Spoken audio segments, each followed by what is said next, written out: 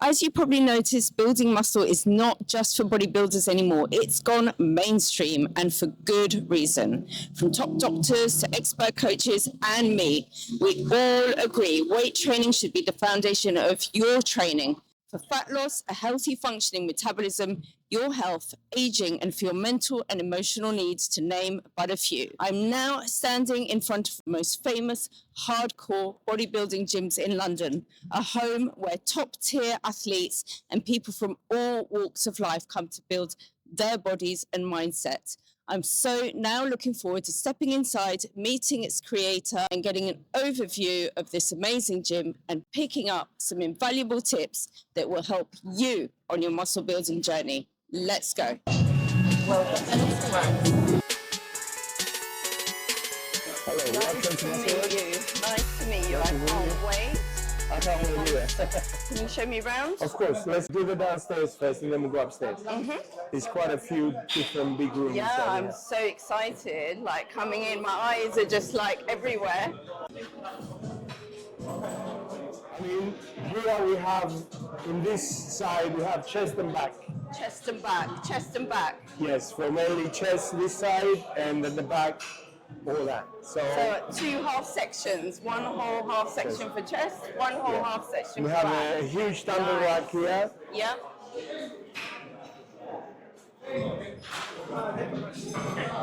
Which goes all the way down, and on the side, but just one section of dumbbells. We have another one. One section of dumbbells. More to come, more to come. In here we have the powerlifting side, and we have some boxing on the side over there, which is separated. Powerlifting area, Wow. which is, I think, quite interesting. There's a lot of the things I see being done. People train really hard. It's nice to see. Is there a lot of screaming coming from this A area? little bit, yeah. Just a little bit? And upstairs with all the MUSCLEWORKS clothing, Lovely. which is very successful. We have a lot of people that come to London. They've heard about us, so they know about the gym. So they come and they want to buy something and take back with them. So, and in here we have shoulders and arms, biceps, triceps, in the whole area here. So a whole room. And then we have shoulders. another dumbbell rack. So lots of famous people. Yeah, we've had over the years. I mean, I've been around a long time. Yeah. Who's your most famous people? Your top? Oh, we had Dorian, Ronnie Coleman, Kaspari,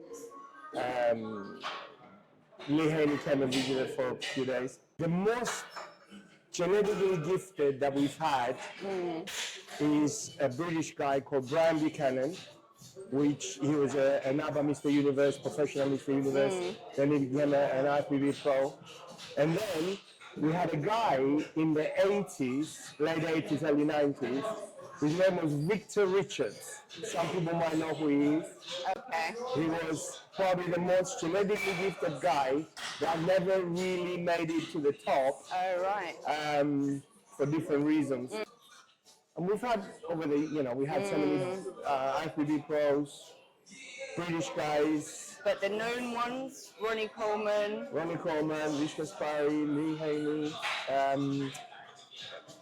Dorian. I like Dorian because he's a straight talker. I've known Dorian before he even started competing. Yeah. I've known him from the time he did the World Games. There was a bodybuilding competition in a thing called World Games, which was sort of a little bit for sports that were not included in the Olympics. Yeah. And the first bodybuilding that was done was held at Wembley Conference Centre in the early 90s, late 80s. And I've known him since then, before he even became Mr. Olympia. Exciting. Let's keep it moving. We can go upstairs now. Yeah. Okay? Squeezing I'll go first.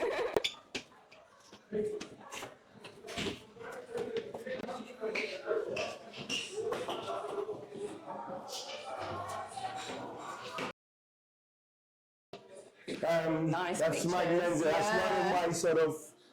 I don't want to use hero, but it was. I liked the fact that he tried to bring using the naturalist guy Arthur Jones' ideology about training, which Dorian sort of followed. Dorian followed his Yeah. ideology, which it proved that it was quite good. Up In here, here, this is one of the leg rooms. one of the leg rooms. Yes, we've got about 10 leg extensions and about 11 leg curl machines. Ooh. We've got glue machines, abductors. Wow. Big thrusts. I think I've been missing out Yeah. big time. I've got another one coming in about a week's time, another machine coming. It's going to go there Yeah. to do the glutes. Wow. You've got another female in here. I've been missing out, guys. Wow. And here we Look at have this. the major leg room with all the leg presses and hack squats. Wow. So this is the room of pain, is it? Yep. The terror room. Well, for some people it's pleasure, some people Yeah. it's terror. Pain or pleasure. For me, it's terror. Leg day, legs. You know, we have the power racks downstairs for the powerlifting, and we've got more power racks here. We've got 1, 2, 3, 4 power racks here, 2 Smith machine, 2 squat racks, Cool. and we've got all different. Wow. 2 leg rooms. Amazing. In reality, if I had more room, I'd get more machines, but we've run out of space. And let's move into the other room.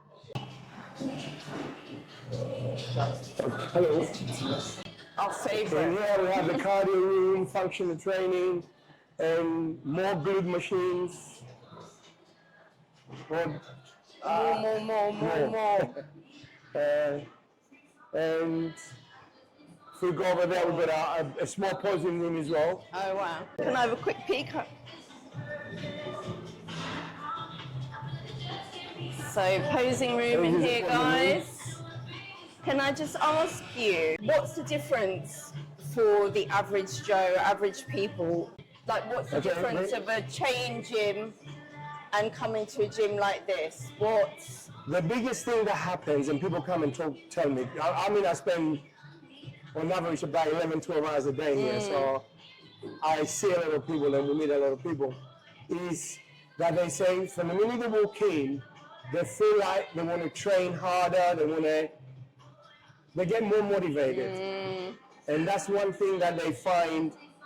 I mean, I don't see it, I'm here every day, so I don't see it that way. It's what I hear from other people. Believe you. The motivation, because everybody's training seriously. Oh, I tell you what, all my unmotivation has revamped just from walking in here today now. So, okay. It looks absolutely amazing, and I can see you're driven from something deep within. And like you said, it's not just about the business; it comes from in there. You know, I mean, that's why I stay motivated. The bits that I looked up and the bits that I heard, definitely that shines through. So, you know. It's not credit to yourself. Hi Rowan, how are you? Really good, thank you. Just in the middle of the session. Lovely to meet you. How long have you been training? So I'm 36 now. I started when I was 9 years old. Wow. So you count that. What made you start lifting weights? Lifting weights. Well, I used to be a runner before, and then I just wanted a better physique because I was a bit quite skinny. So that's probably why I wanted to be a bit bigger. How long did it take you to start seeing results when you started to change your physique? As an ectomorph myself, I'd say probably after 3 years, I started getting a little bit more muscle mass. So quite a long time. Did you have to eat a lot as well? Yeah, food is very, very important. I had to get all carbs, low protein and fat intake. So yeah, it's been a. And what advice would you give to somebody who's just starting off? My main advice is never give up. Like, it's going to be a very long process. So stay on your lane and just keep going. And what about those days? Do you ever get days where you really, or at the beginning when you felt disillusioned, or what advice can you give about that mindset to keep? To be honest with you, I do get. I'm a human being, so My advice is always show up, even if you feel like crap. Always show up, even if you do a little bit of stretches or something more lighter. I think the worst workout is the one that you don't show up. And last question, how many days a week do you train?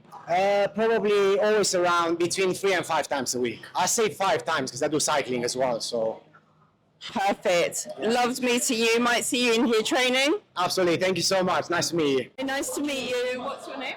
I'm Natalie. I'm going to jump a couple of questions at you. How long have you been training? About 10 years. About 10 years. Wow. And what made you start lifting weights? Wanted a big ass. You wanted a big ass. Big ass. A big ass, everyone. I sort of got there, not really. Sorry? We're still working on that. How did it feel when you started training, when you started lifting? I found it quite empowering because it makes you feel very in control. How do you feel 10 years on? Still good. When did you start to notice results? Probably like a month or two. Doesn't take long when you're fresh. Within a month or two. And what would be your advice to somebody starting off? Don't listen to TikTok results. Like you can get really good results if you're consistent, but you also have to be realistic, and it's probably not going to happen in like 2 weeks, even if someone on TikTok says it will. Where did you get your best advice from, would you say? Sadly, my ex-boyfriend. Your ex-boyfriend? Yeah. Any other advice or tips?